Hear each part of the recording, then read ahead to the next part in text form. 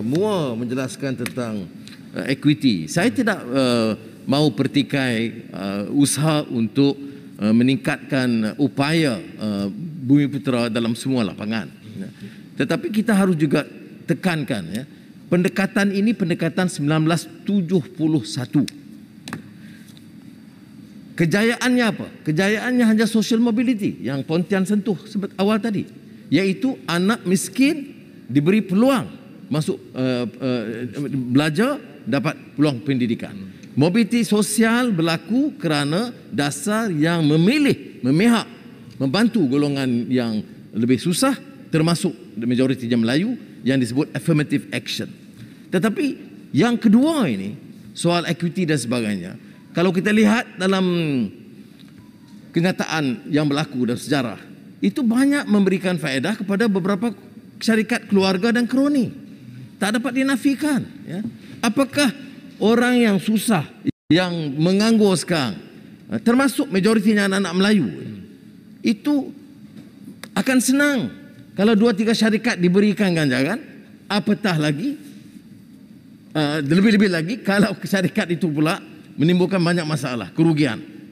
Pengalaman kita beri kepada syarikat Bumiputera, kemudian membebankan kita. Saya akan sebut di sini tentang peranan bank, pembangunan bank Islam dan sebelumnya bank Bumiputera.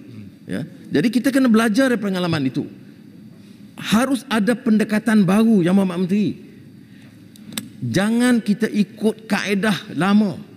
Memang semua kaum harus diberikan ruang, termasuk kalau ada kegelisahan orang Melayu kerana tidak ada peluang. Harus dicari jalan untuk memberikan. Tetapi apa pendekatan yang ada sekarang ini, ada dua ketimpangannya.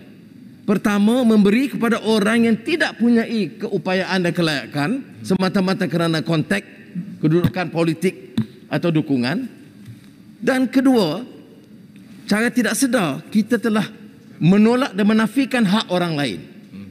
Saya masih ingat lagi, saya pimpinan mahasiswa masa itu dalam dialog dengan Tun Razak di Sri Taman.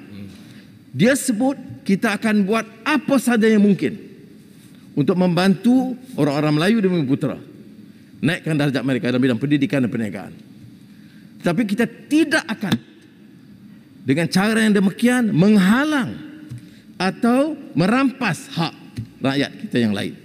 Ya, itu jelas, ya. Tapi pelaksanaannya kemudian itu lain ceritanya.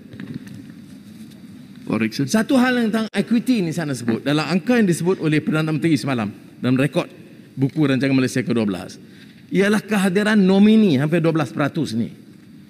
Nomini ni Yang Mohd Menteri, itu cara tokoh-tokoh besar politik mahakaya untuk melindungi nama mereka, memadamkan nama mereka dengan meletakkan nomini. Jadi apakah wajar bagi orang yang ada kepentingan dalam kerajaan, GLC, JIC yang membuat keputusan, kemudian mengizinkan nama nomini supaya menghilangkan nama mereka dan keluarga mereka daripada jumlah ini? Ini harus ada penjelasan yang teliti. Sikit periksa. Ada Setiawangsa menyebut tentang equity Bumiputera ini. Saya harus memerhati perkara ini dengan wajar kerana dia jadi suatu dialog wacana yang kurang sihat.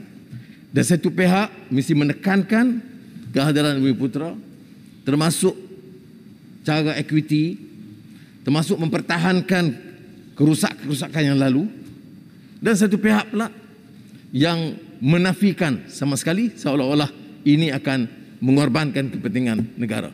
Saya rasa harus ada pendekatan dan jalan tengah. Yang kita minta ini tidak ada Bumiputera atau bukan Bumiputera yang akan mempertikai peruntukan besar dalam bidang pendidikan, kesihatan awam. Walaupun bila kita berikan pendudukan besar, sekolah, bandar dan miskin bandar dan desa dan pedalaman Sabah Sarawak, ia akan menguntungkan Bumiputera dan Melayu. Tidak ada orang yang berani mempertikai, dan kalau kita bertikai kita lawan mereka. Tetapi masalahnya ialah bila keuntungan itu atas nama kaum dipunggah seperti mana komisen ataupun potongan untuk perumahan, ya, Bumi Putra. Saya katakan guna wang itu bina rumah kos rendah, rumah awam, walaupun majoritinya Melayu yang dapat, kita boleh terima. Tapi mengapa berikan potongan setengah juta, 1 juta kepada Melayu yang kaya? Beli apartmen harga 2 juta atau 5 juta, tapi ada potongan Bumi Putra. Ini politik apa begini? Tidak munasabah. Menggunakan kuasa kerajaan membantu golongan kaya. Kita gunakan kuasa kerajaan untuk membantu golongan miskin. Itu boleh dibenarkan.